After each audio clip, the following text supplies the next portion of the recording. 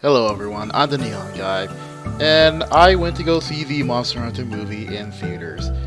And let me tell you, it's an interesting but very boring movie. So, I am going to be talking about the film pretty much in its entirety. So, I guess spoiler warnings. If you do not want to be spoiled for this movie, please click off the video because I will be talking about a large bulk of the movie.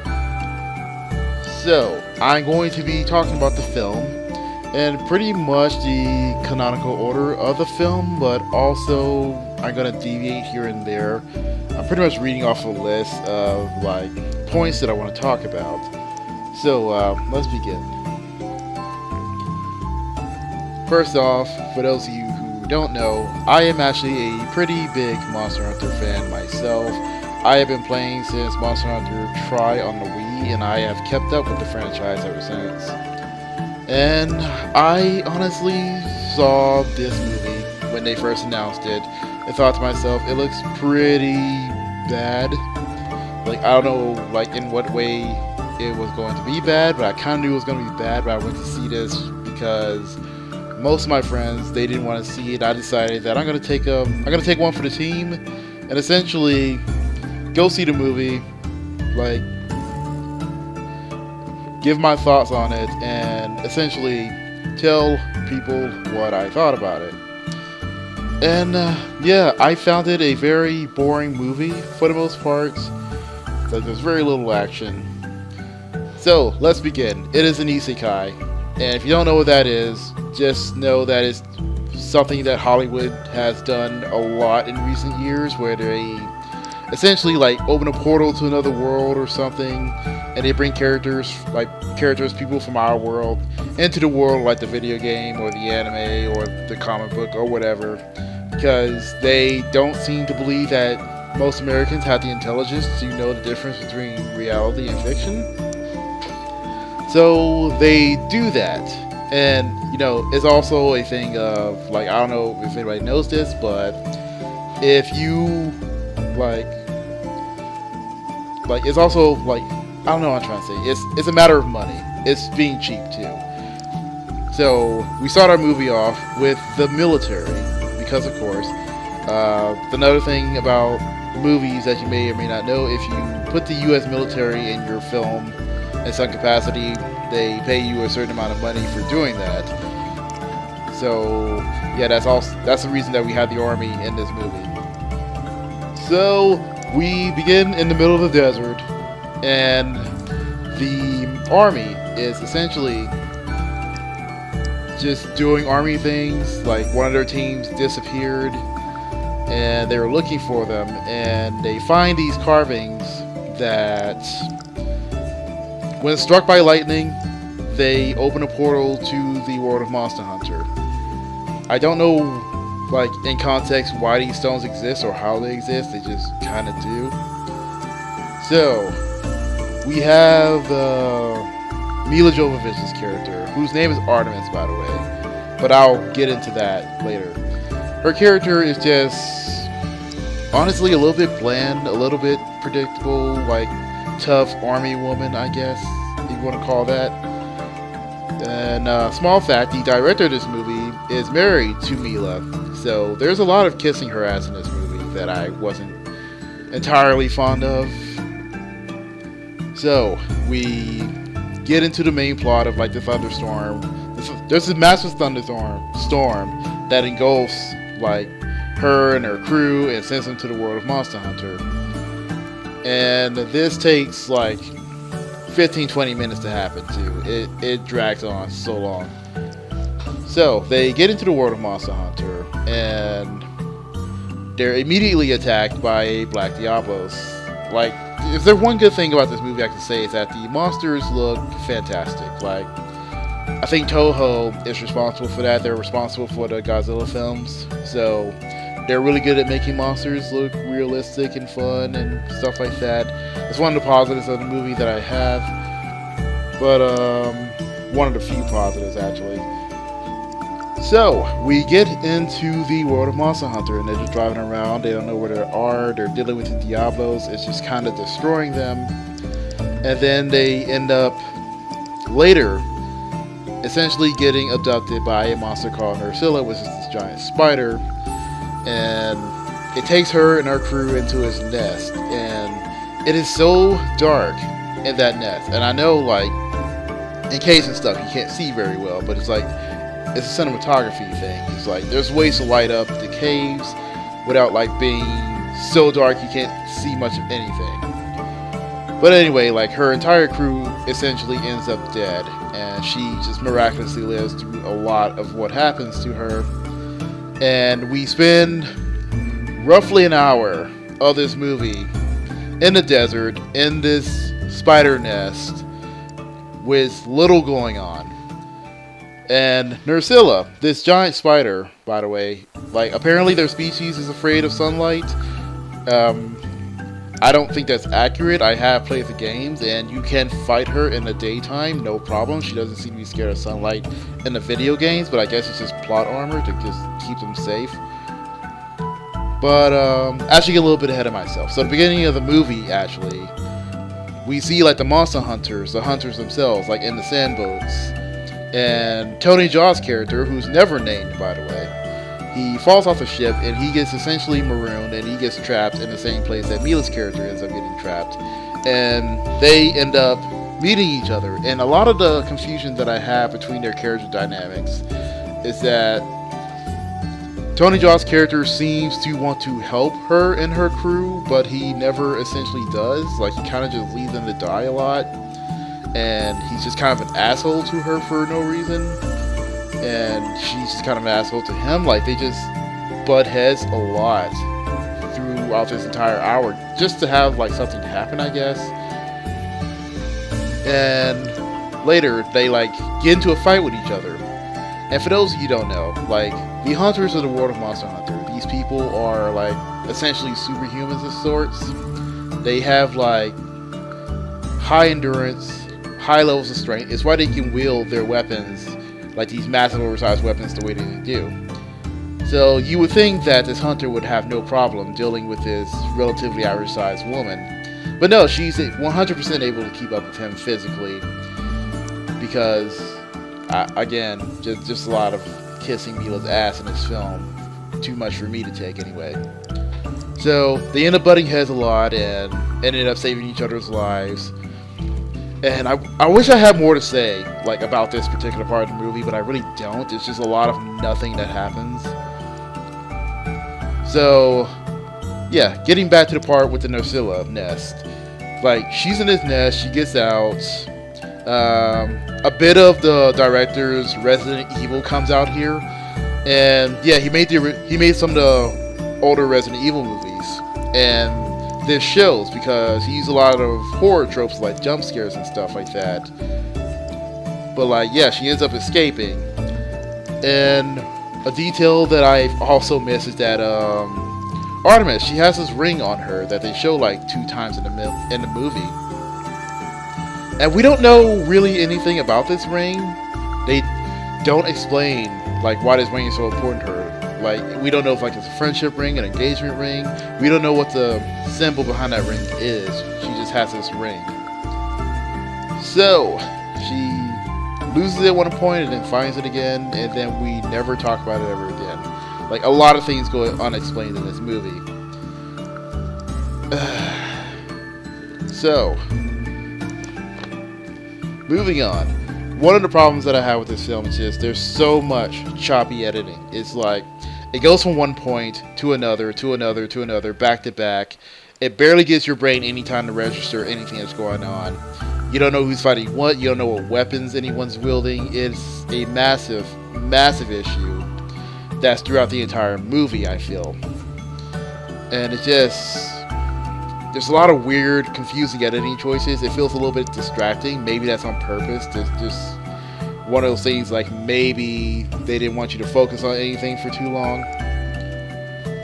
So, let's move on. We have more plot that actually happens. So, after being assholes to each other and beating each other up, Artemis and the Hunter decides that they're going to work together to try and get past the Black Diablos. Essentially, like out to hunt them, I guess. He's like, well, Black Diablos are like territorial creatures, but it's like it's a villain of the movie kind of thing. So the Hunter ends up using Artemis as bait to lure out Narcilla at night, so they can kill it, so they can get the sleep organ, so they can put the Diablos to sleep. And this is like 20 minutes of that hour that I spoke of. And we go through all of this. He shoots the arrow with the organ on it to put the Diablos to sleep, and it doesn't even work. So it's like they wasted all this time, all this build-up, and even this really brief training montage with her to not have the sleeping agent work at all. So the Hunter ends up getting on the back of the Black Diablos and shoving his greatsword into his skull, but gets ultimately knocked out. So Mila's character, she clutches onto the thing and shoves the greatsword through his skull, killing it. Which is, within an hour of this film, the first monster that they've hunted and slain. So we move on to this movie. They're essentially trying to talk to each other here and there. The hunters of the Monster Hunter world, essentially they speak their own language. For those of you who are watching this video, they don't know much about Monster Hunter. The Monster Hunter world, the hunters in there, they speak their own language. It's not like any language from our world. And a lot of the movies, like either Artemis talking to herself or trying to communicate with them. And a huge problem that I have with that personally is, like, even as a Monster Hunter fan, I don't entirely know like what their language is or how they speak it. And this movie has no subtitles to help with that. So even if I did understand that language, like, I feel bad for anybody who watches this movie who hasn't like played a Monster Hunter game before, because they do nothing to help people who don't know what that language is at all. Like, they're just speaking their language, you don't know what's going on. But like a lot of lazy writing allows them to just like kind of bypass stuff. It's like they point at each other, they signal at each other sometimes too. It gets annoying. There's a lot of that like Monster Hunter language, and they're just like nothing helps anyone who's watching this movie. So anyway, after Mila kills the Diablos and they travel through the desert for a bit, they end up at this desert oasis, which is a nice little break from the movie being 95% desert. I'm not even kidding about that. So they go over there and they look at the Aptonoth and stuff like that. And we cut to the middle of the night and there's this Rathalos, which is called the Great Rathalos, but they never call it that in the movie. It's one of those things I'm looking back on now, and I'm just like, there's nothing that they really explain. Like, it's specifically called the Great Rathalos, but they just call it a Rathalos. But yeah, this Rathalos, I guess it's just stalking this woman and causing her problems, because it decides to just torch the herd of Aptonoth, and they run away in fear. And all of a sudden, in the middle of this desert oasis, like, the hunter is getting chased away by the Aptonoth, and there's this cliffside in the desert oasis. And like, I'm in this movie theater with like 6 other people. I'm hearing people like, where'd that cliff come from? Because they're in the middle of a desert. So it's like weird. Anyway, the hunters that was on the sand ship, they come to their rescue. Like, how they knew he was there or anything is never explained. They just kind of knew he was there. They showed up, they helped him. The Admiral from Monster Hunter World helps Mila like fend off some of the Aptonoth that were like running by them. And relatively lazy effect that they do in this movie is like anything that powers up, like the dual blades and the switch axe, it just lights on fire, and that's all they really need to do. Like, some weapons, like they have like electricity coursing through it, but it's like the laziest, cheapest effects they could have gotten away with. So after fending off the Aptonoth, she essentially tells him thank you over and over again in our language. And amazingly, he can speak our language. She, like, the Admiral tells her, like, don't thank me yet. knocks her lights out, and then imprisons her. Which I'm going to deviate from talking about the plot here for a second to talk about Monster Hunter World, because they fairly recently updated the game to have like a crossover with the movie. And in the crossover of the game, it's like there's like this time paradox thing that's going on where Mila, she's supposed to have like written this dictionary of the Monster Hunter language and translated it between their language and hers. And it's also how the Admiral supposedly learned to speak our language. But this dictionary is not in the movie at all. It's nowhere to be seen. She's never like seen writing anything down and translating things. So like that entire thing that they said in this game is nowhere in this film. So there's just a massive plot hole right there. But anyway, getting back to the movie story. She gets captured, held hostage by the hunters, and they're just like looking at her like she's some animal or something. Which is weird because they're all humans, or like they're very similar species to humans, so why they're treating her like she's just like some animal, I have no idea. But she ends up getting out by using I'm not joking when I say this, she takes a wooden bench and she hits a padlock over and over again until it just magically breaks, because that's how padlocks work. She sneaks out and ends up in the kitchen of the Meowscler chef, also from Monster Hunter World, who is like extremely aggressive towards her at first, and then he like later in the movie like flirts with her a little bit because of course, like again, director's wife, gotta kiss her ass. But she speaks to the Admiral, and it's like the hunter guy that she's with for most of the movie. It's like, misjudged her or whatever, which I'm bringing back the whole PlayStation game thing. Well, I guess it's on like multiple consoles, but it's like bringing back Monster Hunter World. It's like the fact that he can speak English means that he met her before and he has her dictionary. So like, why doesn't he know who she is? Like, there's a lot of things that go unexplained in this film, and if you didn't play Monster Hunter World, if you didn't play that side story, you wouldn't have any context for that. He can just speak our language with no explanation. They never talk about it. But essentially, they decide to just randomly trust the person that they decide to imprison. They go up to the tower. Like, there's this huge tower that has like the mechanic that leads to her world. And then the Rathalos shows up out of nowhere to like try and fight them. Which is confusing, because why is this massive Rathalos fighting these hunters, trying to stop them? That it doesn't make any sense. Like, you could say that he's just trying to feed, but no, he doesn't really try to eat them. He's just trying to torch them and stuff. But anyway, they start fighting the Rathalos, and conveniently, Mila ends up jumping off this cliff back into her world. And when she ends up back in her world, she gets immediately found by the army, because I guess they were just waiting for her there, or time like froze or whatever. And they start like treating her wounds and stuff like that. But before I go on that, like, if you are a Monster Hunter fan and you kept up with these movie trailers, and you're curious about the Ancient Forest, because they show that in the trailers for the movie like a few times. Like, they show the Ancient Forest in the background.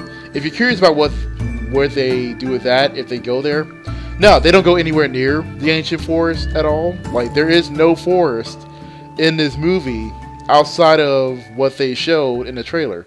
Just that few seconds of it. That's all you see of the Ancient Forest. They don't go anywhere near it. So, if you were hoping to see anything besides desert in this film, I'm sorry to tell you, 95% of this movie was filmed in the desert.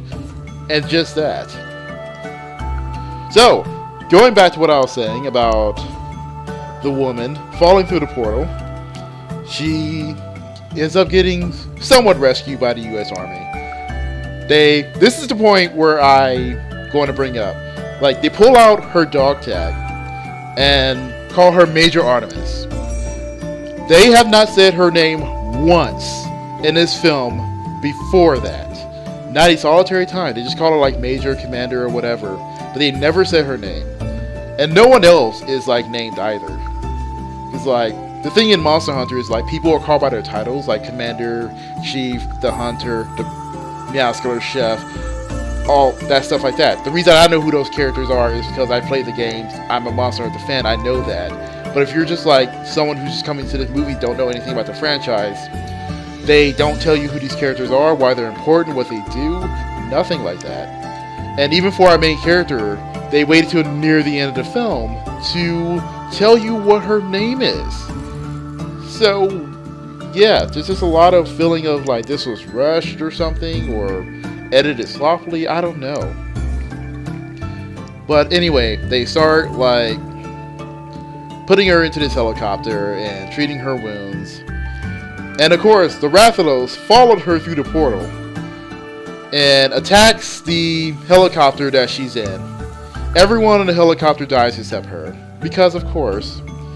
And the U.S. Army, the U.S. Army, they are in helicopters and tanks and stuff, fighting this Rathalos. So it's like this generic monster movie crap going on here, of like this giant winged dragon wyvern creature fighting tanks, fighting helicopters, shooting fire everywhere. It's like, I had no idea what to say about it. I'm just like, this is some of the most action we have in the entire film, sadly. But it's just this generic monster movie stuff that they're showing us at this point. So, the U.S. Army loses to the Rathalos, and Artemis, who has miraculously, who has miraculously survived all of this. She has decided she's going to take her slinger, a small explosive, and her army knife, and take on this giant dragon that the U.S. Army couldn't defeat with bombs and machine guns. She clings to the Rathalos' wing, takes her knife, and cuts the wing down. And no joke, I died of laughter in the theater when I saw this at first. The Rathalos looks at his wing, and is in complete disbelief that this woman cut his wing. Looks at her, it's like, I can't believe you did that. I am pissed off.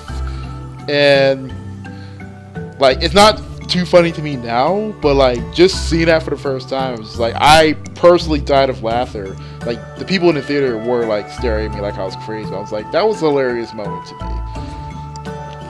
But yes, she ends up doing most of the damage to the Rathalos as he's about to breathe fire on her, because the Admiral tells her like 2 or 3 times before, like, his weakest moment is when he's about to breathe fire.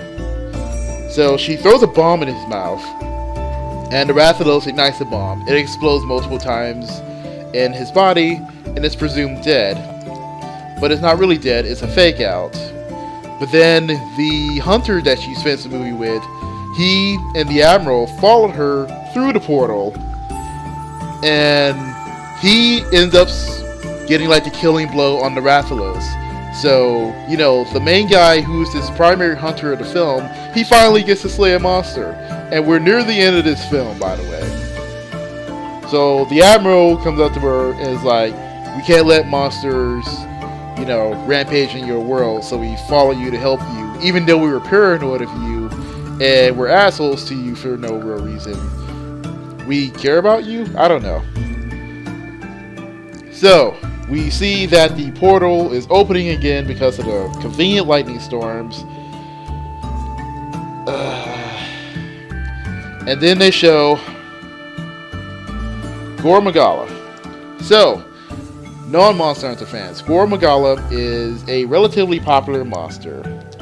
He was the flagship of the 4th mainline game, and pretty much the majority of the story of that game revolves around him.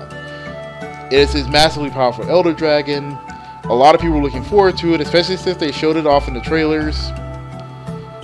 It is that end of the movie cliffhanger kind of BS that Hollywood films love to do.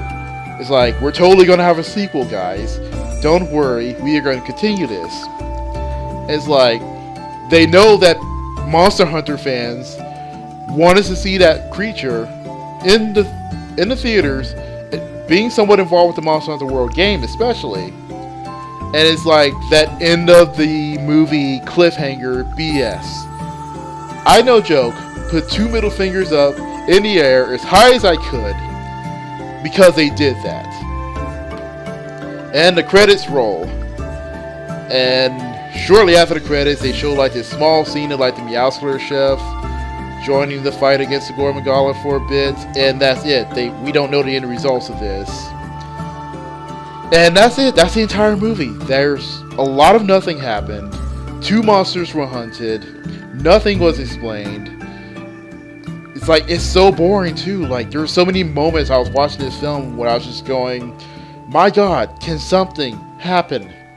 And even when something happens, I just could not get emotionally invested in it because everything gonna be centered around Mila. She's gonna be the miraculous hero. She's gonna be the one beating these monsters up, and for the most part, I was right.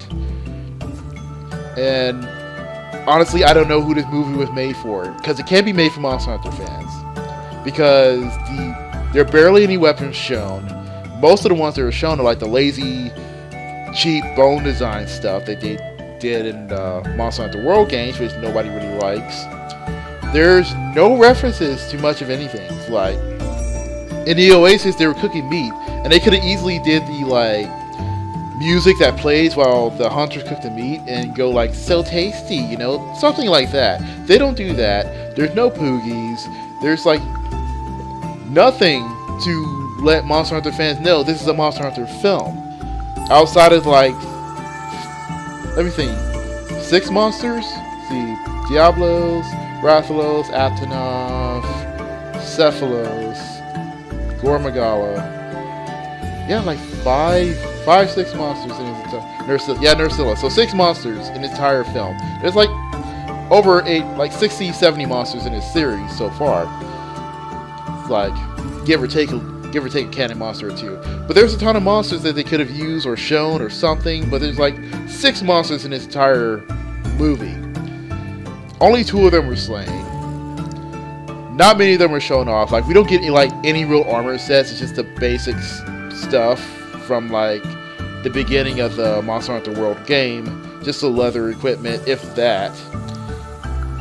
Just like, it can be for the Monster Hunter fans, but it can't be for casual people who don't know anything about the franchise either. Because like I said, there's so many things that are unexplained.